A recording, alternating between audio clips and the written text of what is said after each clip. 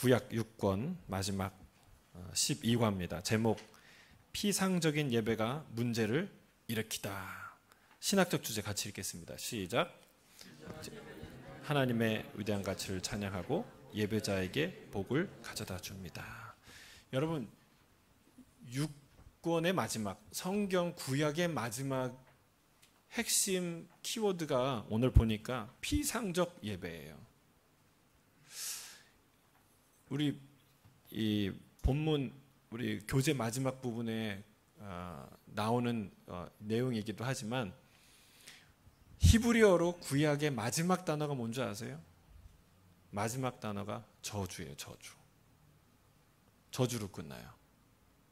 여러분, 그 많은 왕들이 지나갔고 그 많은 하나님의 하나님의 구원이 있었고 메시지가 있었고 개혁들이 있었는데 구약 끝에 마지막 결론에 가서 그 이스라엘의 실체를 성경이 말하고 있는데 그 실체가 뭐냐? 저주받을 사람, 존재, 민족. 이게 예배를 드리는데 예배가 다 피상제, 겉뿐이에요. 오늘 그 참혹한 상황을 하나님이 우리에게 알려주세요. 차라리 예배문을 닫았으면 좋겠다. 하나님이 그렇게 얘기하실 정도로 그 예배가 얼마나 세속적이고 얼마나 피상적이고 얼마나 가식적이었는지를 우리에게 말해주고 있다는 거예요. 이건 충격적인 일입니다.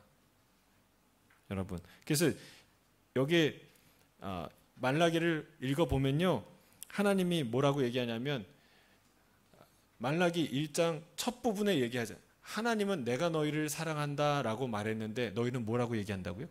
하나님이 어떻게 우리를 사랑하십니까? 너희가 나를 떠났다고 얘기하는데 우리가 언제 떠났습니까? 이렇게 계속 오리발을 내밀어요. 왜? 이제 청문회를 하다 보면 그 있잖아요. 그냥 얼굴에 철판 깔고 계속 안 했어요. 제가 언제요?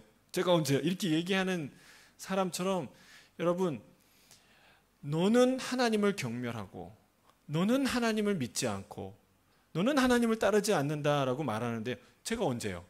제가 어떻게 해요? 이렇게 오리발을 내밀고 있는 이스라엘 백성을 그리고 있어요. 그래서 제가 여기다 썼어요. 말라기의 핵심 단어, 오리발. 어떤 오리발이냐? 가증한 오리발, 뻔뻔한 오리발, 착각하고 있는 오리발. 내가 언제 그랬냐는 거예요.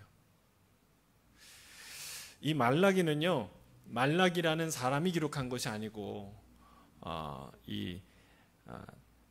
어떤 예언자, 그러니까 1절에 보면 말라기라는 말이 말라기가 썼다고 얘기하지만 이 말라기가 히브리어로 나의 사자라는 뜻이에요. 그러니까 하나님이 나의 사자를 통해서 그걸 기록하신 거죠.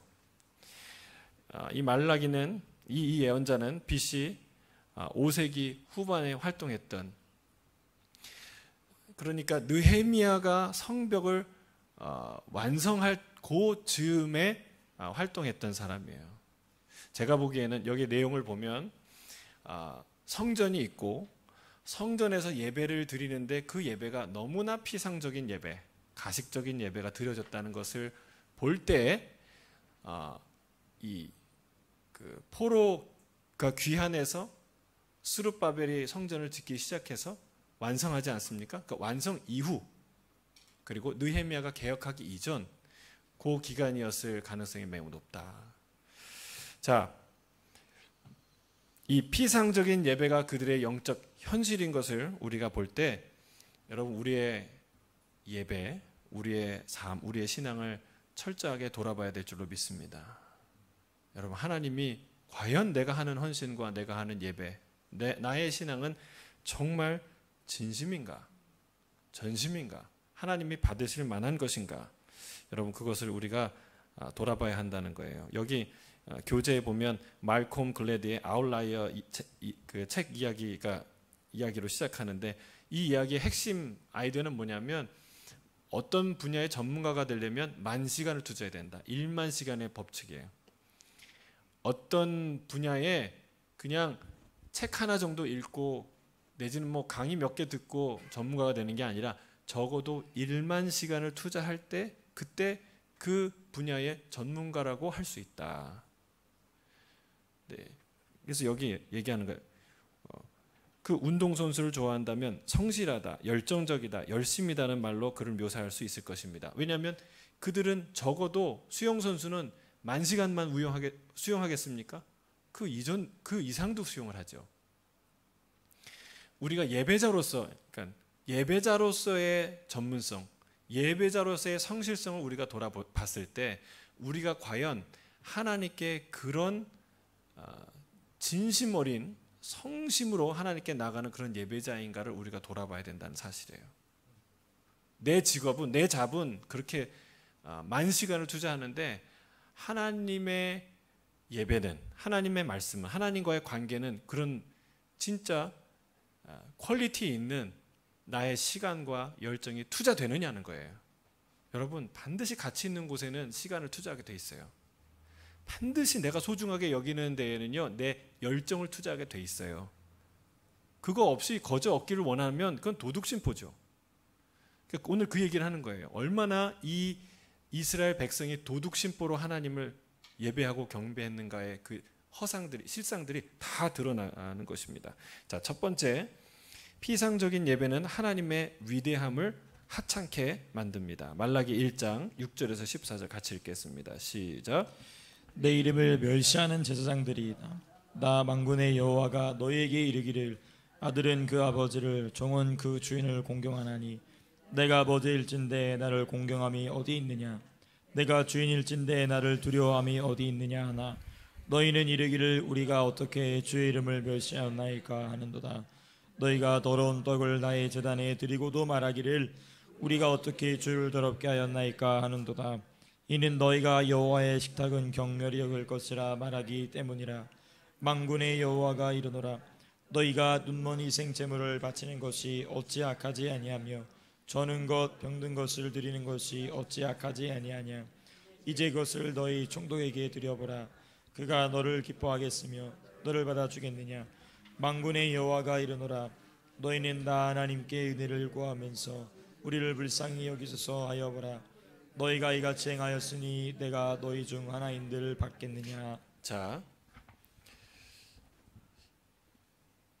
하나님께서 그들의 예배의 실상에 대해서 말하는데, 너희가 나를 아버지라고 얘기하는데, 하나님 아버지 하나님이라고 얘기하는데, 진짜 내가 아버지인데 나를 향한 공경함이 너희한테 어디 있느냐 물으세요. 여러분, 하나님이 찾으시는 게 뭐예요? 공경함이라는 거예요. 왜 뒤에 가보면 하나님께 돌아오라, 내가 너희에게로 돌아가겠다 말씀하는데, 그들이 묻는다는 거예요. 어떻게 돌아가겠습니까? 너희가 하나님의 것을 도둑질하고 어떻게 하나님의 백성이냐? 11조와 제물을 하나님 앞에 드리지 않고 훔쳐가는데 네가 어떻게 나를 공경한다고 어떻게 나를 예배한다고 할 수 있겠느냐? 이 얘기를 해요. 그럼 하나님이 결국 바라시는 게 11조와 제물인가요? 여러분, 여기서 분명해요. 하나님이 예배에서 빠져 있는 것, 예배에서 찾으시는 것, 너희의 신앙에서 찾으시는 아주 중요한 단어를 지금 얘기하는데, 첫째는 공경함이라는 거예요. 너가 나를 공경함이 있느냐? 너의 신앙생활에, 너의 예배에, 너의 기도에, 너의 삶에 나를 공경함이 있느냐 도대체? 두 번째, 내가 주인일진데, 내가 만군의 여호와 하나님, 우리가 주님 주님 외치는 그 주인일진데 주인에 대한 두려움이 나한테 있느냐? 나를 두려워하냐? 내 말을 두려워하냐? 나를 경외하냐? 하나님께서 이 말을 한다는 거예요. 근데 그 얘기를 들은 사람들이 뭐라고 얘기합니까? 너희는 이르기를, 또 오리발이에요. 우리가 어떻게 주의 이름을 멸시하였나이까? 도대체 우리가 무슨 하나님의 이름을 멸시했다고 그러십니까? 라고 얘기하는 겁니다. 그래서 하나님이 얘기하는 거예요. 더러운 떡을 나한테 내지 않았느냐? 더러운 떡으로 제사를 드리지 않았느냐? 그들이 말하기를 우리가 어떻게 주를 더럽게 하였나이까 하는도다. 이는 너희가 여호와의 식탁은 경멸히 여길 것이라 말하기 때문이라. 그거 하나님이 와서 그거 드린다고 먹으시겠어? 하나님이 뭘 먹어? 그냥 드리면 돼. 아유, 좀 며칠 된 거면 어때? 그냥 드리면 되지. 보기 멀쩡한데. 여러분, 그 노숙자 음식 섬길 때도요. 그분들이 기가 막히게 알아요. 이거 유효 기간이 지났는지 안 지났는지. 그거 봐요, 이렇게. 그거 지났으면요, 기분 나빠서 먹을까요, 안 먹을까요? 안 먹어요. 근데 하나님이 이거 드시겠어? 그런데 그 하나님께 드리는 그 떡을 오래된 거, 썩은 거, 자기도 먹기 싫은 거, 그런 거 드려놓고선 하나님을 예배한다는 거예요. 모양이 있으니까, 갖춰졌으니까 예배 드린 거가요. 그런 예배를, 그런 제사를 드렸다는 거예요. 너희가 눈먼 희생 제사를 바치는 것 어찌 악하지 아니하며 저는 것 병든 것을 드리는 것이 어찌 악하지 아니하냐. 이 다음에 아주 핵심 구절이 나와요. 저는 이게 말라기에서 우리가 꼭 기억해야 될 표현이라고 생각해요. 실제적으로 우리가 우리의 삶을 돌아볼 때 항상 반추해야 될 아주 중요한 기준 하나를 하나님이 얘기해요. 뭐라고 얘기합니까? 그것을 너희 총독에게 가져가 보라. 그가 너를 기뻐하겠느냐. 여러분, 유효기간 지난 떡을 올려놓고선 보기 그럴듯한데 뭐 어때? 예배를 드리는데 살아있는 총독에게 그 떡을 제물이라고, 선물이라고 가져가 보라. 너 무슨 일이 일어나겠느냐. 그가 기뻐하지 않을 정도가 아니라 그가 벌을 받겠죠. 그 총독을 멸시하는 거겠죠. 여러분, 하나님이 살아계세요? 안 살아계세요? 여러분 믿으세요? 여러분 믿으십니까? 여러분이 드리는 헌금, 여러분이 드리는 시간, 여러분이 드리는 봉사는 하나도 허투루 사라지는 게 아니에요. 단 하나도, 10원 한 장도 그냥 사라지는 게 아니에요. 종교적 예식을 위해서 갖는 순서가 아니에요. 여러분, 주님이 얘기했잖아요. 물 한 잔 대접하는 것도 상을 잃지 않겠다. 왜? 그 물 한 잔 대접하는데 마음이 있고 헌신이 있기 때문에. 여러분, 우리가 하나님 앞에 드리는 물질, 시간, 헌신은요, 하나님이 그 이상 기억하지 않겠습니까? 그런데 하나님을 경외함이 없고 하나님에 대한 지식이 없고 하나님의 살아계신 것을 못 믿고 그냥 복 받기를 원하니까 안 할 수는 없으니까 하는 거예요. 그러니까 저는 것 병든 걸 드린다는 거예요. 그러니까 하나님이 기준을 얘기하는 거야. 너 총독에게, 시장에게, 너 사장한테, 너 지도교사한테 그거 갖다 줘보라. 그럼 기뻐하겠냐? 고마워하겠냐? 그가 너한테 복 주겠냐? 네가 그런 일을 하고도 나한테 복을 구한다는 게 말이 되냐? 여러분, 이게 우리가 하는 예배고 우리가 드리는 신앙생활의 모습이다라는 거예요. 여러분, 우리가 꼭 기억하시길 바랍니다. 이것을, 이런 말과 이런 행동과 이것을 내가 총독에게 가져갔을 때 그가 기뻐할까? 내가 섬기는 사장한테, 내가 섬기는 병원의 원장한테, 그리고 내가 있는 그 섬기는 곳 리더한테 내가 이걸 갖다 주면 그들이 기뻐하겠냐? 지도교사한테 여러분 와인 한 병도 싸구려 갖다 주면요 찍혀요. 그렇지 않습니까? 그거를 꼭 생각하는 거예요. 내가 이 정도 헌신하는 거, 이거를 진짜 사람에게 이렇게 하면 기뻐할까? 그 이상 하라는 거예요. 왜? 하나님은 살아있으니까. 그게 하나님을 공경함이고 하나님을 두려워함이라는 거예요. 근데 그게 싹 빠졌어요. 유효기간 지난 거, 자기도 안 먹는 거, 그 재물 갖다, 우리 못 먹는데 갖다 주. 이 얘기를요, 일화를, 아주 재미있는 일화를 이 책에서 썼어요. 129쪽이에요. 먼저 우리 2번인데 먼저 한번 읽어볼게요. 129쪽 중간인데 한번 읽어주세요. 네. 누나와 남동생이 욕조에서 노아의 방주돌이를 하고 있었습니다. 홍수가 물러간 뒤 아이들은 하나님께 제물을 드리기로 했습니다. 노아 역할의 남동생이 아내 역할의 누나에게 이렇게 말합니다. 누나의 동물 장난감 중 하나를 드리자. 그러자 누나가 동생에게 말합니다. 싫어, 내 걸로 드리자. 합의점을 찾지 못하자 누나가 다락방으로 달려가더니 잠시 뒤 낡은 양인형을 들고 나타났습니다. 머리는 찌그러졌고 꼬리는 떨어졌으며 지저분한 상태였습니다. 누나는 동생에게 인형을 내밀며 이렇게 말합니다. 여기 있어, 이걸로 드리자. 어차피 다시 갖고 놀지 않을 거잖아. 슬프게도 이 예화는 하나님에 관한 우리 마음속 동기를 보여줍니다. 때때로 우리는 하나님께 최선이 아닌 남은 것을 드립니다. 이게 너무 재밌지 않습니까? 별로 안 재밌어요. 이 아이가 누나한테 그 제안하는데, 누나의 동물 중에 하나를 하나님 앞에 드리자. 직계가 자기 거 아니에요. 우리 것도 아니고 누나 거 중에 하나 제물로 드리자. 누나가 누나로서 마음을 넓게 하고 좀 그랬어야 되는데, 싫어. 네 걸로 드리자. 결국 뭘로 드려요? 네 것도 내 것도 아닌, 그냥 버려도 상관없는 거를 갖다가 하나님께 드리는 이런 놀이를 했다는 거죠. 근데 이 놀이가 안타깝게도, 무섭게도, 두렵게도 우리가 이렇게 하나님을 섬기고 있다라는 사실이에요. 네 것도 내 것도 싫고 네 것도 싫으면 그냥 아무거나 드리자.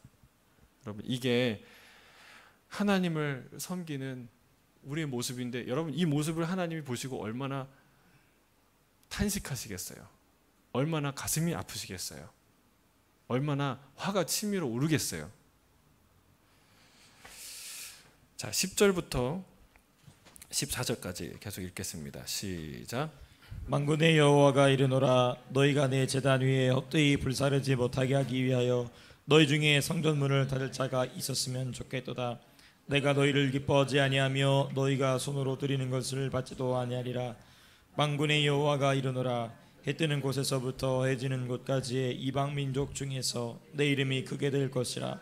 각처에서 내 이름을 위하여 분향하며 깨끗한 제물을 드리리니 이는 내 이름이 이방 민족 중에서 크게 될 것임이니라. 그러나 너희는 말하기를 여호와의 식탁은 더러워졌고 그 위에 있는 과일 곧 먹을 것은 경멸히 여길 것이라 하여 내 이름을 더럽히는도다. 만군의 여호와가 이르노라. 너희가 또 말하기를 이 일이 얼마나 번거로운가 하며 고숨치고 훔친 물건과 저는 것 병든 것을 가져왔느니라. 너희가 이같이 봉헌물을 가져오니 내가 그것을 너희 손에서 받겠느냐. 이는 여호와의 말이니라. 짐승떼 가운데에 수컷이 있거늘 그 선하는 일에 흠이 있는 것으로 속여 내게 드리는 자는 저주를 받으리니 나는 큰 임금이요 내 이름은 이방 민족 중에서 두려워하는 것이 됨이라. 만군의 여호와의 말이니라.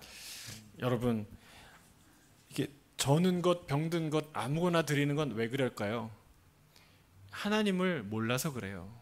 그러니까 하나님을 알되 이 사람들이 우상을 섬겼거든요.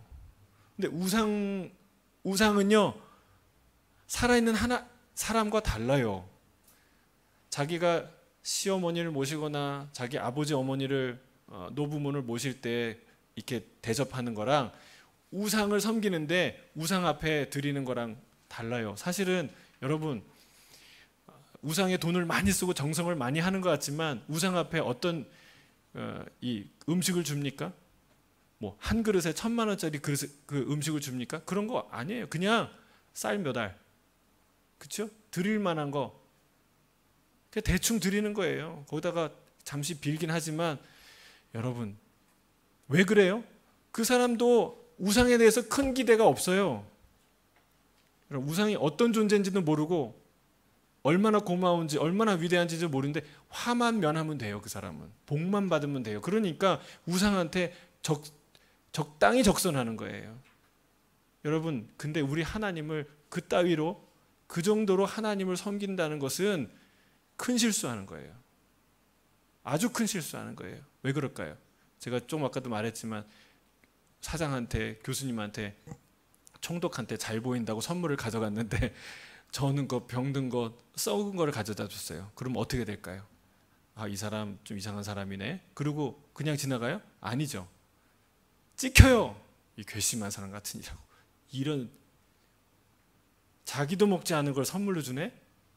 그 사람 찍힌다고요. 왜? 살아있는 인격체니까. 여러분, 이게 이런 일을 하고도 복을 받기를 원하는 게 너무나 기가 막힌 일이 아닙니까? 그러니까 하나님이요, 내가 그러면 이게 말라기 구약의 마지막에 온 인간의 하나님을 섬긴다는 선민이라는 사람들이 결국 하나님 앞에 드리는 예배의 실체예요. 그러면 여러분 누가 실패한 겁니까? 하나님이 실패한 겁니까? 사람이 실패한 겁니까? 여러분 구약의 역사를 보세요.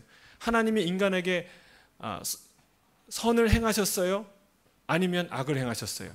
하나님이 여러분 얼마나 많이 이들을 돌이키고 선한 말씀으로 하시고 인내하시고 용서하시고 격려하시고 알아듣게 말씀하시고 하나님의 사람들을 보내시고 기적을 행하시고 구원을 베풀지 않으셨습니까? 하나님이 그런 일을 했는데 하나님은 할 만큼 하신 거예요. 근데 인간의 실체는 뭐냐? 결론은 뭐로 끝난다고요? 말라기가 저주로 끝나는 거예요. 인간의 이게 우리의 실체다, 실존이다라는 사실을 우리가 자각할 필요가 있어요. 그게 우리의 주소다, 내 주소다. 내 헌신과 내 예배와 내 믿음의 주소가 바로 거기까지다. 여러분, 저는 오늘 그런 우리의 믿음과 신앙이 완전히 깨지고 변화되고 바뀌길 주의 이름으로 축복합니다. 그렇게 돼야 돼요. 그렇지 않으면 큰일이에요. 그냥 우상 섬기듯이 대충 섬기면은 여러분 큰 코 다칩니다. 그래서 하나님이요 너무나 기가 막혀서 이런 얘기를 합니다. 누가 너희 중에서 성전 문을 닫을 자가 있었으면 좋겠도다. 여러분 이 말을 할 때 하나님의 마음은 어떠셨을까요? 가슴이 그냥 아무런 생각 없이 그냥 좀 답답하다 이런 마음으로 하셨을까요? 여러분 이거는요 사장이 자기의 청춘과 열정과 그리고 수많은 날과 노력과 그 모든 그 인맥을 다 쏟아부어서 일군 자기의 기업을 자기 손으로 문 닫고 싶어. 나 이거 문 닫고 싶어. 이 기업 때려치고 싶어. 라고 말하는 것과 똑같아요. 농부가 자기에 있는 전 재산을 투자해서 정말 귀농해서 다시 내가 살겠다. 그리고 바둥바둥 농부가 이 농사를 졌는데 여러분 열매가 없어요. 그때 다 밭을 갈아엎고 싶은 심정. 그런 심정 아니겠습니까? 여러분. 그게 하나님이 누가 성전문을 닫아줬으면 좋겠다. 이 얘기예요. 하나님이 구약을 통해서 이루시고자 하는 게 하나님의 성전을 통해 만민이 와서 기도하고 만민이 나를 만나고 내가 그를 구원하고 내가 그들의 기도를 듣고 그를 축복하는 이 시스템, 이런 만남, 이런 놀라운 일들을 하는 게 하나님의 목적이었는데 그렇게 세운 성전문을 닫았으면 좋겠다는 거예요. 그럼 만약에 제가 이 예수 따라가는 게 이 문을 닫았으면 좋겠다 이런 마음이 들면 여러분 그냥 드는 생각이겠어요? 피 눈물이 날 때 그런 생각이 하는 거예요. 하나님의 마음의 탄식이 그런 마음이에요. 누가 문을 닫아줬으면 좋겠다. 예배 못 드리게 했으면 좋겠다. 여러분 그 뒤에 하나님이 이렇게 말씀하십니다. 내가 너희를 기뻐하지 아니하며 너희가 손으로 드리는 것을 받지도 아니하리라. 만군의 여호와가 이르노라. 해 뜨는 곳에서부터 해 지는 곳까지의 이방 민족 중에서 내 이름이 크게 될 것이다. 여러분 촛불은 촛대는 옮겨진다는 거예요. 우리가 기억해야 돼요. 물론 하나님이 이스라엘을 포기하지 않아요. 그러나 여러분 이때부터 어마어마한 기간 동안 여러분 이스라엘은 쓰임받지 못하죠. 우리가 자랑스러운 대한민국이 건국하는 그 해에 예루살렘에 이스라엘이 세워지는 기적이 있었죠. 그 이전에 여러분 그 이전 그 2000년에 가까운 이 시절이 여러분 아무것도 없는 그런 시절로 고통과 방황으로 점철되는 시대가 돼요. 우리가 명심해야 됩니다. 아시아 7교회에 보낸 하나님 예수님의 그 메시지를 우리가 듣듯이 이 말씀을 들어야 될 줄 믿습니다. 여러분 그것 때문에 열방 가운데 내 이름이 크게 될 것이다. 그래서 땅끝 해 뜨는 곳, 여러분 동방에서 해 뜨는 곳이 조선, 대한민국이잖아요. 그렇죠? 우리 대한민국에서 하나님의 이름이 크게 됐습니까? 안 됐습니까? 그게 됐어요. 아멘이십니까?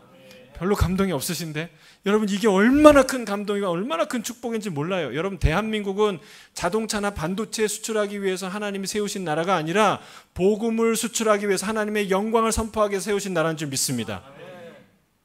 믿으십니까? 이해할 수가 없어요. 박항서 감독이 얘기를 했지만 여러분 이해할 수 없는 일들이 일어나는데 한류가 일어나는 거, 한류는요 사실은 강국은요 경제 강국도 강국이지만 문화 강국이 진짜 강국이에요. 그런데 이 문화 강국은 경제 강국과 경제 상황과 연결이 돼 있어요. 근데 우리가 여러 가지로 생각할 때 대한민국이 도달한 경제적 수준 이상의 놀라운 문화적 영향력을 세상에 발휘하고 있는데 여러분 이거 이해가 되십니까? 올림픽을 하면 대한민국 그 코딱지만한 나라가 10위권에 들어요. 금메달이 쏟아져요. 여러분 김연아 같은 사람이 어떻게 나옵니까? 제가 일본 아사다마오는 나올 만해요. 왜냐하면 거기는 도시마다 아이스링크가 있어요. 그러니까 스포츠 인구가 얼마나 많은지 몰라요. 그런데 우리나라는 아이스링크가 몇 개가 있어요? 딱 2개 있나요? 그렇죠? 태릉 성수천하고 목동? 요즘에 몇 개 늘어났는지 모르는데 여러분 김연아 선수가 아이스링크에서 연습하려면 사람들 다 가고 없는 새벽 시간에 기다려갖고 연습했다는 거 아니에요. 모르셨어요? 그런데 어떻게 그런 김연아 같은 선수가 나타날 수 있을까? 여러분 모르세요? 하나님이 이 대한민국을 높여 드시는 거 모르시겠어요? 여러분 대한민국이 세계 2번째 선교사 보내는 나라예요. 첫 번째는 미국이에요. 미국은 큰 나라니까. 여러분 대한민국이 어떻게 그런 일을 할 수 있어요? 여러분 대한민국은 자랑스러운 나라예요. 감사한 나라예요. 기적이에요. 그런데 여러분 뭐 때문에 하셨냐? 주님이 얘기하는 거예요. 해 돋는 데부터 해 지는 데까지 내가 이방 민족 가운데 내 이름이 크게 될 것이다. 여러분 이 말을 하나님이 이루시지 않습니까? 소름이 돋지 않아요? 기가 막혀. 우리가 이스라엘과 무슨 상관이 있었어요? 누가 하나님을 알았어요? 예수님의 예자도 모르는 동방 예의 지국이었죠. 예는 알았죠. 그러나 예수의 예는 아니잖아요. 여러분 그런 나라를 하나님이 복음을 전하는데 이렇게 귀하게 쓰임 받게 하신다는 사실입니다. 여러분 우리가 촛대가 옮겨지지 않도록 하나님 이 아름다운 사명을 우리가 잘 감당할 수 있도록 깨어서 기도해야 될 줄로 믿습니다. 이 작자들이 하나님께 어떻게 경솔하게 하나님을 얼마나 경멸적으로 예배를 드렸느냐 이렇게 얘기하는 거예요. 12절 그러나 너희는 말하기를 여호와의 식탁은 더러워졌고 그 위에 있는 과일 곧 먹을 것은 경멸히 여길 것이라 하여 내 이름을 더럽히는도다. 또 반복하죠. 그거 대충 해.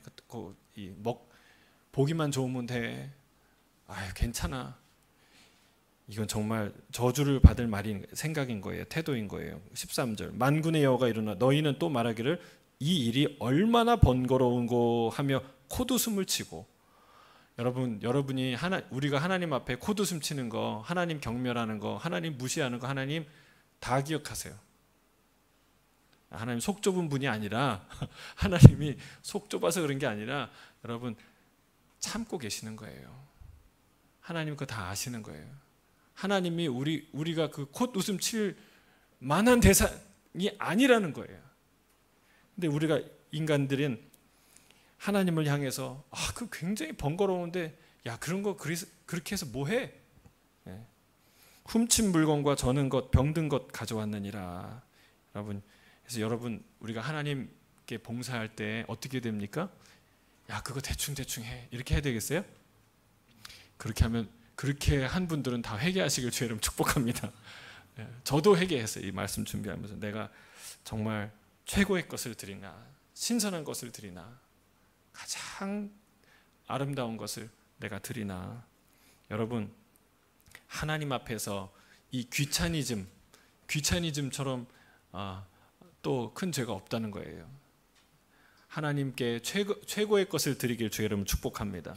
번거롭다고 대충 하고 번거롭다고 아무거나 드리고 그런 삶을 살면은 안 된다는 거예요. 저는 여러분 우리 예배 드릴 때 다 최고의 것으로 하자 이게 아니라 그 말을 이제 뒤에서 또 보겠지만 하나님이 원하시는 건 물질 자체가 아니에요. 거기에 우리 최고의 마음, 진실한 마음이 담겨 있냐는 거예요. 담겨 있냐는 거예요. 그래서 여러분 우리가 하나님께 드리는 헌신, 봉사, 그리고 물질, 여러분 이게 우리의 최선이 담기길 주의 이름으로 축복합니다. 자, 그러면 우리가 하나님께 드릴 제물은 무엇이냐? 129쪽에 5가지를 얘기하고 있어요. 첫 번째 5가지 우리의 몸, 우리의 물질 쭉 있는데 한번 읽어볼까요? 시작. 우리의 몸, 우리의 물질, 우리의 찬송, 우리의 행함, 우리의 증거. 여러분 이 5가지를 성경을 통해서 우리가 하나님 앞에 드릴 마땅한 것이라는 것을 알게 돼요. 첫 번째로 로마서 12장 1절 2절에 보면 너희 몸을 하나님이 기뻐하시는 거룩한 산 제사로, 산 제물로 드리라 말씀해요. 여러분 우리의 몸은 누구한테 드린다고요? 하나님께. 여러분 우리의 몸을 드리시길 주의 이름 축복합니다. 그냥 생각만, 그냥 마음만 드려요. 그러면 안 된다는 거예요. 그럴 때 반드시 내가 드려야 되는 건 내 몸이라는 거예요. 그러니까 내 몸의 성결함, 내 몸의 헌신, 여러분 이게 얼마나 중요한지 몰라요. 내 몸을 안 드리고서 내 마음을 드릴 수 있을까요? 불가능한 거예요. 불가능한 거예요. 자, 너의 몸, 너의 삶을 드려라. 두 번째, 너의 물질을 드려라. 물질을 드려라. 여기 빌립보서 4장 14절 18절 내용은 뭐냐면 빌립보 교회가 사도 바울의 쓸 것을 두세 번 이렇게 공급했어요. 근데 그거를 두고 바울이 이렇게 얘기하는 거예요. 그거 하나님이 받으실 만한 향기로운 제물이요 하나님을 기쁘시게 한 것이라. 여러분 우리의 물질, 하나님을 향해 드리는 그 물질이 하나님이 받으실 만한 거라는 거예요. 하나님을 기쁘게 한다는 거예요. 여러분 세 번째는 뭡니까? 우리의 찬송. 히브리서 13장 15절에 보면 예수로 말미암아 항상 찬송의 제사를 하나님께 드리자. 여러분 우리의 입술을 벌려 하나님을 찬양하고 찬송하고 선포하길 주의 이름으로 축복합니다. 네 번째는 우리의 행함이에요. 히브리서 같은 본문이죠. 13장 16절에 보면 선을 행함과 나눠주기를 잊지 말라. 하나님은 이 같은 제사를 기뻐하시느니라. 그러니까 선을 행하고 나눠주는 것은 뭐라는 거예요? 제사라는 거예요. 하나님이 기뻐하는 제사. 우리가 이 긍휼이 남을 돌보고 나눠주고 하는 것들이 이게 제사라는 거예요. 저희는 매년 크리스마스 성탄절 헌금을 우리가 선교지에 또 어려운 이웃에 쓰기로 하지 않았습니까? 여러분 이런 너의 물질로 나눠주는 것을 잊지 말라. 하나님이 그걸 기뻐하는 제사로 받으신다. 마지막 5번째는 로마서 15장 16절인데 거기 보면 이방인을 하나님의 제물로 드렸다. 나를 이방인의 제사장으로 하나님이 부르셔서 이방인을 하나님 앞에 제물로 드렸다라는 표현이 나와요. 여러분 하나님이 받으시는 것은 기뻐 받으시는 것 중에 하나는요 사람이에요. 그래서 누가복음 15장에는 잃어버린 한 양, 잃어버린 한 드라크마, 잃어버린 한 아들을 찾자 얘기하잖아요. 의인 99명이 천상에서 드리는 예배가 얼마나 아름답게 해서 완벽하고 퍼펙트하고 환상적인 예배일 텐데 하나님이 의인 99명이 드리는 예배보다 잃어버린 한 영혼이 돌아오는 예배를 기뻐하신다고 말씀하세요. 그래서 여러분 저희 교회는 이제 올해 이제 하반기에 전도 집회를 하려고 해요. 여러분 마음의 준비를 하시고 그게 우리가 잃어버린 영혼을 초청하는 것은 하나님께 인도하는 것은 하나님이 받으시는 정말 기뻐하시는 제물이다라는 사실이에요. 그래서 우리가 하나님께 그럼 뭘 드리느냐? 첫째는 우리의 뭐요? 몸이에요. 몸. 드리기 싫으세요? 자, 첫 번째는 뭘 드려요? 우리의 몸. 두 번째는 우리의 물질. 세 번째는 우리의 찬송. 네 번째는 우리의 행함. 다섯 번째는 우리의 증거. 여러분 이것을 하나님 앞에 돌리시는 저와 여러분 되길 주님 축복합니다. 질문이 거기 하나 있는 마지막 5가지 제물로 하나님께 예배 드릴 때 하나님의 위대하심이 어떤 식으로 드러날까요? 여러분, 이것을 우리의 몸을 드리고 우리의 물질을 드리고 우리의 찬송을 드리고 우리의 선행을 드리고 그리고 우리의 증거, 영혼을 하나님 앞에 드릴 때에 여러분, 그러면 어떤 일이 일어날까요? 그 일을 통해서 하나님의 위대함이 어떻게 드러날까요? 드러나요? 안 드러나요? 드러나죠. 여러분, 입술로 하나님 위대하십니다. 하나님은 만군의 주십니다. 하나님은 모든 것을 다스립니다. 하나님은 주인이십니다. 고백했는데 아무것도 안 드려요. 저는 것 병든 것 드려요. 나 안 가져도 되고 당신 안 가져도 되는 것 드려요. 그러면 여러분, 그거는요, 그게 가치예요. 그 정도밖에 가치가 안 되는 거야, 하나님은. 그런데 우리가 모든 것을 드렸을 때, 심지어는 내 목숨을 드렸을 때, 여러분, 그건 그 삶을 통해서 하나님을 예배하는 거예요. 인정하는 거예요. 하나님은 내 모든 것을 받기에 합당하신 분입니다. 여러분, 세상에 그럴 만한 가치의 목숨 던지는 사람 있어요, 없어요? 있습니다. 그럴 만한 가치가 있는 대상을 위해 목숨을 던지는 사람 있어요, 없어요? 그런데 왜 하나님을 위해서는 목숨을 못 던져요? 하나님을 위해 목숨을 던지는 사람들이 순교자요, 하나님을 향해서 모든 것을 다 순교의 마음으로 던진 사람들이 선교사요, 그리고 그들을 같은 마음으로 따라가는 사람들이 성도인 줄로 믿습니다. 그게 예배예요. 거기까지 우리가 나가야 한다. 그래, 그 삶을 통해서 하나님의 위대하심을 드러나게 해야 된다라고 말하는 것이죠. 자, 두 번째, 피상적인 예배는 하나님의 존귀함을 깎아내립니다. 자, 우리 본문 말라기 3장 7절부터 12절까지 읽겠습니다. 시작. 만군의 여호와가 이르노라, 너희 조상들의 날로부터 너희가 나의 규례를 떠나 지키지 아니하였도다. 그런즉 내게로 돌아오라. 그리하면 나도 너희에게 돌아가리라 하였더니 너희가 이르기를 우리가 어떻게 하여야 돌아가리까 하는도다. 사람이 어찌 하나님의 것을 도둑질하겠느냐. 그러나 너희는 나의 것을 도둑질하고도 말하기를 우리가 어떻게 주의 것을 도둑질하였나이까 하는도다. 이는 곧 11조와 봉헌물이라. 너희 곧 온 나라가 나의 것을 도둑질하였으므로 너희가 저주를 받았느니라. 만군의 여호와가 이르노라, 너희의 온전한 11조를 창고에 들여 나의 집에 양식이 있게 하고 그것으로 나를 시험하여 내가 하늘의 문을 열고 너희에게 복을 쌓을 것이 없도록 붙지 아니하나 보라. 만군의 여호와가 이르노라, 내가 너희를 위하여 메뚜기를 금하여 너희 토지 소산을 먹여 없애지 못하게 하며 너희 밭에 포도나무 열매가 기한 전에 떨어지지 않게 하리니 너희 땅이 아름다워짐으로 모든 이방인들이 너희를 복되다 하리라. 만군의 여호와의 말이니라. 아멘. 하나님께서 말씀하십니다. 그런즉 너희는 내게로 돌아오라. 여러분, 돌아가면 사는 줄 믿습니다. 우리가 돌아가면 하나님이 우리에게 돌아오세요. 반드시 새벽빛같이 일정하신 하나님의 존재의 법칙이에요. 하나님의 성품이에요. 돌아오라. 나도 돌아간다. 그래서 이제 사람들이 질문하는 거예요. 어떻게 하면 돌아갈 수 있을까요? 왜 질문했을까요? 돌아가고 싶어서? 안 돌아가려고 질문하는 것이죠. 그러나 주님께서 명확하게 대답하세요.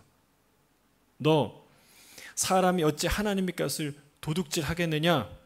너희는 나의 것을 도둑질하고도 말하기를 우리가 어떻게 주의 것을 도둑질하였나이까 하는도다. 곧 이는 곧 11조와 봉헌물이라.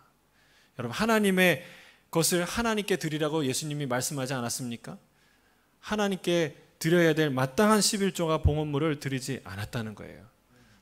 드리기 아깝고 내 살기 급급하고 그렇기 때문에 그것까지 챙겨드릴 여유가 없고 하나님도 이해하시겠지 하고 스킵한 거예요.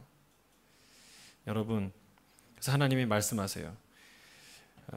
너희의 온전한 11조를 창고에 들여 나의 집에 양식이 있게 하고 그것으로 나를 시험해보라. 내가 너를 축복하지 않나 시험해보라. 여러분, 이 말을 우리가 가만히 들으면 결국은 하나님이 11조 하라는 얘기구나. 재물 똑바로 드리라는 얘기구나. 그래, 재물 좋은 것 드리면 하나님이 기뻐하시겠구나. 여러분, 하나님이 돈 많이 내라는 건가요?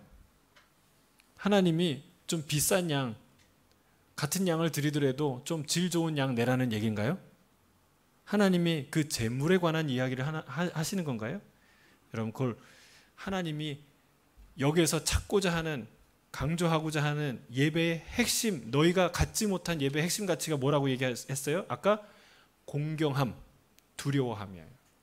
하나님이 재물 갖고 말하시는 분이 아니에요. 시편 50편을 한번 찾아보겠습니다.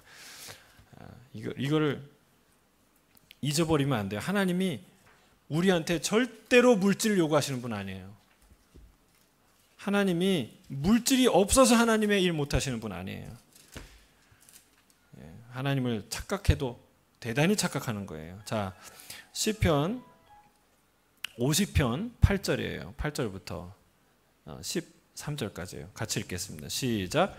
나는 내 재물 때문에 너를 책망하지는 아니하리니 내 번제가 항상 내 앞에 있음이로다. 내가 내 집에서 숫소나 내 우리에서 수점수를 가져가지 아니하리니 이는 삼림의 짐승들과 못산의 가축이 다 내 것이며 산의 모든 새들도 내가 아는 것이며 들의 짐승도 내 것입니다. 자, 생각해 보세요. 하나님이 양과 소나 새를 제물로 드리라고 얘기했는데 그거 내가 받고 싶어서 내가 없어서 드리라고 했냐? 아니라는 거예요. 네가 드리기 전에 다 그건 내 거다. 그리고 온 천하에 가득한 것이 다 내 것이다 말씀하세요. 하나 더 얘기해요. 12절 13절이에요. 시작. 내가 가정 주려도 내게 이르지 아니할 것은 세계와 고기 충만한 것이 내 것이미로다. 내가 숫소의 고기를 먹으며 염소의 피를 마시겠느냐? 생각해봐라. 네가 드린 숫소의 고기를 내가 맛있게 먹겠냐? 내가 그 피를 마시려고 내가 너한테 그거를 달라고 했냐? 아니라는 거예요. 착각하면 안 돼요. 우리가 드리는 제물이 하나님 결국 헌금 내라고 하는 얘기구나. 여러분, 사람은 그런 마음으로 얘기할 수 있어요. 그건 나쁜 하나님의 메시지를 잘못 전달한 사람이죠. 여러분, 하나님은 그 어떤 경우에도 물질을 요구하시는 분이 아니에요. 지금 여기에 말하는 11조와 재물을 뭘 뜻하는 걸까요? 여러분, 저는 것, 병든 것 드리는 그 예배가 어떻게 내가 받을 만한 예배냐라는 것을 말씀하는 거예요. 그 재물에 너희의 마음을 담아야 하지 않겠느냐. 핵심은 뭐예요? 마음이에요. 마음 없는 재물, 여러분, 그것이 하나님을 피곤하게 하고 하나님을 힘들게 하고 하나님의 가슴에 멍들게 한다는 사실이에요. 그 이야기를 이제 그 뒤에 하는데요. 130쪽 하나님의 말씀을 거기 한번 읽어주세요.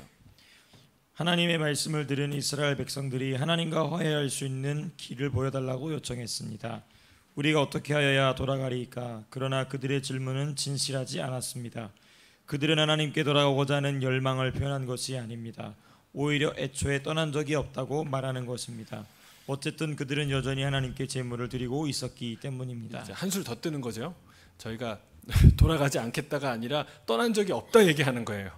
우리가 하나님 섬겼는데, 우리가 열심히 예수님 따라갔는데 무슨 말씀하시는 거예요? 이렇게 얘기하는 거예요. 하나님한테요. 너무나 뻔뻔하게. 여러분, 이 영적인 착각의 위대한 착각이고 위험한 착각입니다. 우리가 이 영적 위기에 있을 가능성이 매우 커요. 여러분, 우리가 진지하게 우리 자신을 돌아봐야 돼요. 질문이 있어요. 여기에 사실은 그렇지 않은데 하나님과 친밀하다고 스스로 주장하며 이에 대한 증거로 내세우는 것에는 어떤 것들이 있습니까? 사실은 하나님하고 안 친한데 나 하나님 잘 믿어, 하나님하고 친밀해 라고 여기게 할 만한 것들이 뭐가 있냐는 거예요. 여러분 스스로. 뭐예요? 뭐가 있을까요? 이거 잘 찾아봐야 됩니다. 이거를 매일 나 매일 큐티 하는데요. 나 매일 새벽기도 나오는데요. 그리고 나 11조 하는데요. 또 뭐가 있을까요? 제가 볼 때는 직함이 그런 역할을 많이 해요. 제가 목사인데요. 제가 선교사인데요. 내가 권사인데요. 내가 장로인데요. 내가 안수집사인데요. 여러분, 이게 나 스스로에게 주는 그 거품 효과, 스스로를 착각하게 하는 아주 중요한. 하나님하고 친밀하지도 않은데 내가 목사래요. 지금 그 말라기에서 그 얘기하네요. 너 제사장이 하고 있는 전혀 엉뚱한 제사, 하나님이 가증히 여기는 그 짓을 제사장이라는 이름으로 다 하고 있는 거를 지금 하나님이 경고하시는 거예요. 근데 우리는요, 어느 교회 권사 하면 내가 스스로 경건한 줄 알고, 어느 교회 장로라 그러면 내가 하나님과 무척 친한 줄 알고 착각하게 된다는 거예요. 여러분, 목사, 장로, 권사 선교사, 전도사, 여러분 이거는요 아무것도 하나님 앞에서 아무것도 아니에요. 하나님 앞에서 다 그저 이정호일 뿐이에요. 나일 뿐이에요. 하나님 앞에서. 천국에 가서 목사님 오셨습니까? 그러시겠어요? 여러분 나는 하나님 앞에서 그냥 나일 뿐이에요. 근데 이 땅에 살 때 우리가 그런 직함 때문에 그런 그 헛된 이 장식들 때문에 우리 스스로 착각한다는 거예요. 하나님하고 굉장히 친한 거죠. 여러분 큰일 날 일이에요. 제가 얘기했잖아요. 어떤 유명한 교회 유명한 장로님이 돌아가시는데 어느 부목사를 창피하니까 담임 목사 앞에서 얘기 못하고 부목사님한테 물었다는 거. 마지막 물음. 목사님 제가 천국 갈 수 있을까요? 여러분 그래도 그분은 마지막에 그 얘기를 하고 갔죠. 그 얘기도 못하고 가시는 분들이 수두룩하다는 거예요. 여러분 우리는 깨달아야 돼요. 하나님은 여러분 하나님이라는 분은 아무도 정복할 수 없고 아무도 독점할 수 없어요. 마치 자기가 독점한 거 다 아는 것처럼 그렇게 하는 사람이 이단의 특징이야. 여러분 하나님은 정복할 수 없는 대륙이고 길들일 수 없는 사자고 그리고 독점할 수 없는 그런 존재예요. 왜? 그분이 우리의 주인이시니까. 여러분 우리가 착각하면 안 된다는 거예요. 우리 여기 보세요. 자, 그다음 계속 읽어주시겠습니까? 이스라엘 백성에게 돌을 던지기에 앞서 우리는 자신이 얼마나 쉽게 방황하는지를 생각해 봐야 합니다. 누군가는 이렇게 말할 것입니다. 내가 하나님과 멀어졌다니요. 나는 매주 교회 다니고 있고 우리 아이들도 매주 주일학교에 다니고 있어요. 그런데 어떻게 내가 하나님과 멀어졌다고 말할 수 있나요? 안타깝게도 많은 사람이 자신이 장님이란 사실을 깨닫지 못합니다. 하나님이 유대 백성에게 하신 것과 같은 말씀을 해주실 것입니다. 너는 나와 멀어지지 않았다고 생각할 테지만 너는 내게서 멀리 있구나. 자, 여기 보세요. 내가 하나님과 멀어졌다고요? 매주 교회 다니고 우리 애들도 교회 다니고 예배 드리는데 도대체 내가 왜 하나님과 멀다고 얘기해? 나 하나님 안에 있어요. 하나님 예수님 따라가고 있어요. 여러분 그런데 그게 아니라는 거예요. 내가 장님이라고 그 사실을 몰라요. 못 보는데 본다고 얘기해요. 여러분 내가 보고 있는 건 보고 싶은 걸 보는 환상이지 여러분 사실을 보는 게 아니라는 거예요. 여기 말라기에 보면 그들이 이런 어처구니 없는 일도 하는데 이렇게 2장 13절에 보면 이렇게 얘기해요. 너희가 이런 일도 행하나니 곧 눈물과 울음과 탄식으로 여호와의 제단을 가리게 하는도다.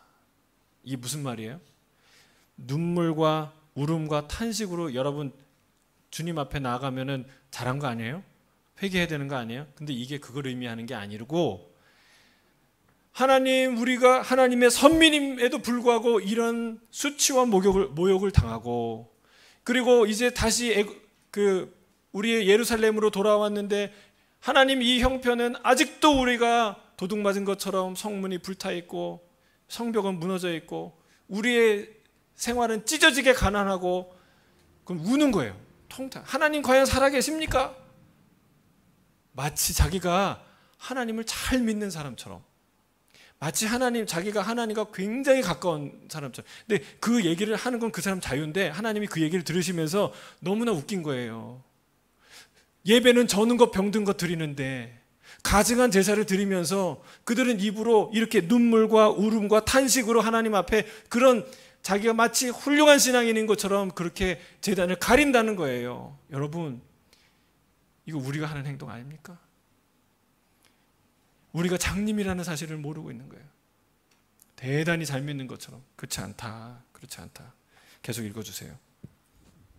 사실 이전부터 하나님은 유대 백성의 볼품없는 제사와 예배 부족과 우상 숭배와 불성실함을 책망해 오셨습니다. 그런데 여기서 문제의 근원을 건드리십니다. 문제의 핵심은 마음에 있었습니다. 특히 그들은 하나님께 드리는 대신 가지고 있거나 쓰는 이기적인 선택을 함으로써 재물을 잘못 배분해 왔습니다. 봉헌은 우리 마음 상태를 나타내는 지표이자 우리가 하나님을 얼마나 존귀하게 여기는지를 보여주는 척도임을 잊어서는 안 됩니다. 네, 여기 밑줄 문제의 핵심은 마음이었습니다. 여러분 핵심 단어는 하나님이 찾으시는 예배의 핵심 중에 하나는 마음이에요. 마음. 그래서 주님 뭐라고 합니까? 너는 마음을 다하고 뜻을 다하고 힘을 다하여 내 하나님 여호와를 사랑하라.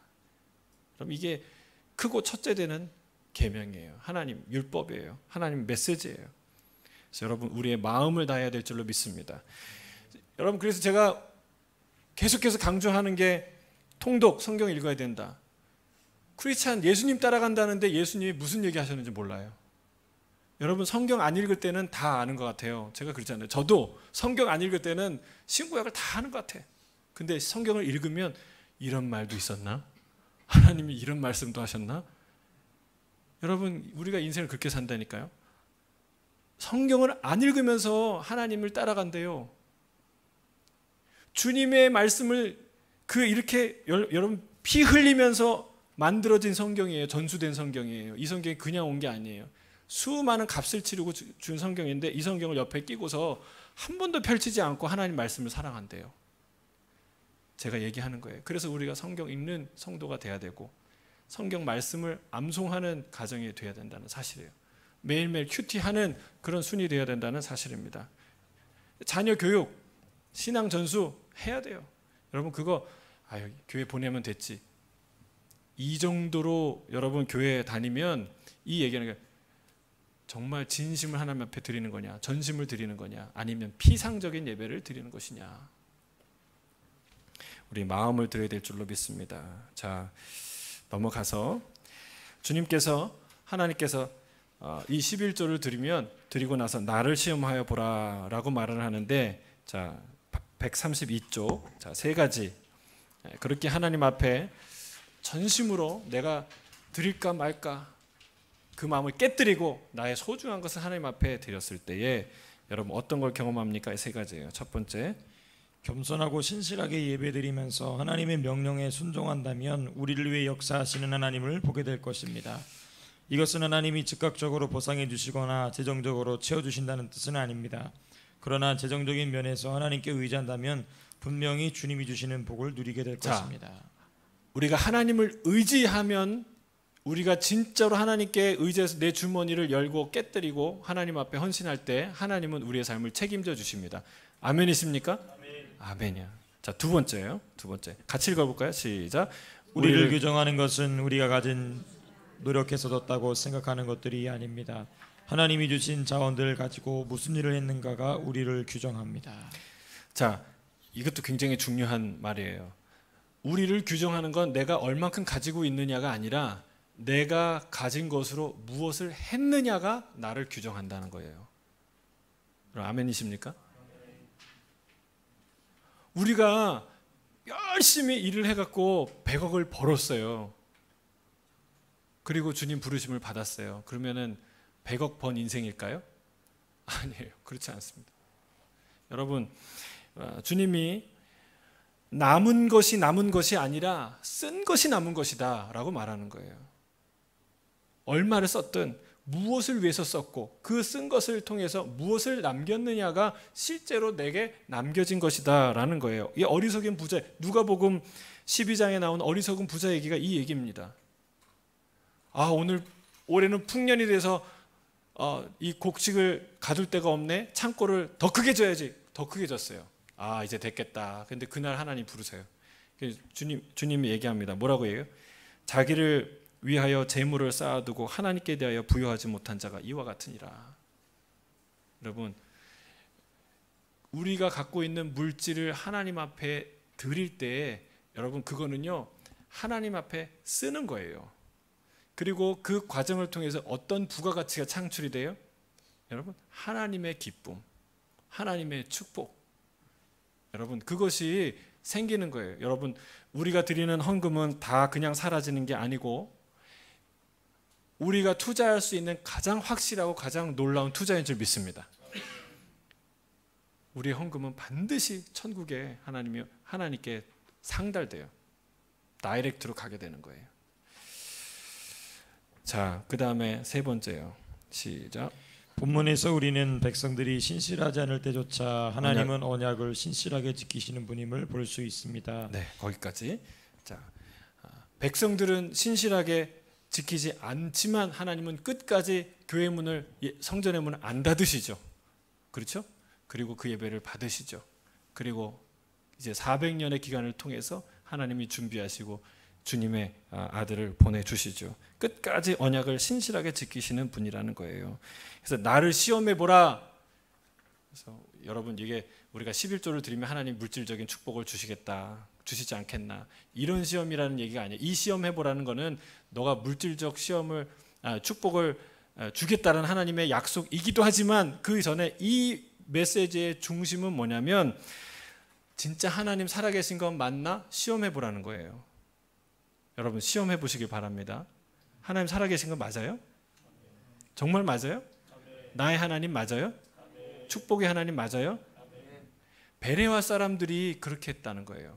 베레아 사람들이, 데살로니가 사람들은 좀 무식했어요. 근데 베레아 사람들은 말씀을 들었을 때 이 말씀이 그런가 하여 매일 성경을 상고했다고 그랬어요. 여기서 그런가 하여, 과연 그 말이 맞는가 하여. 여러분, 우리가 어떤 물건을 살 때요, 그냥 덥석 사지 않습니다. 인터넷을 다 서치하고 그 물건 가서 직접 보고 그게 진짜 작동하는지 보고 한번 시험 가동해 보고 그리고 사잖아요. 안 그러세요?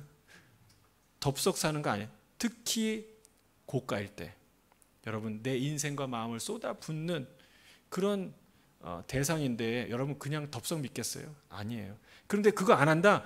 그거 살 마음이 없다는 뜻이에요. 이거 얼마예요? 그리고 지나가는 거예요. 그냥 그렇게 우리 하나님 그렇게 지나갈 대상이 아니라는 거예요. 시험하라는 거예요.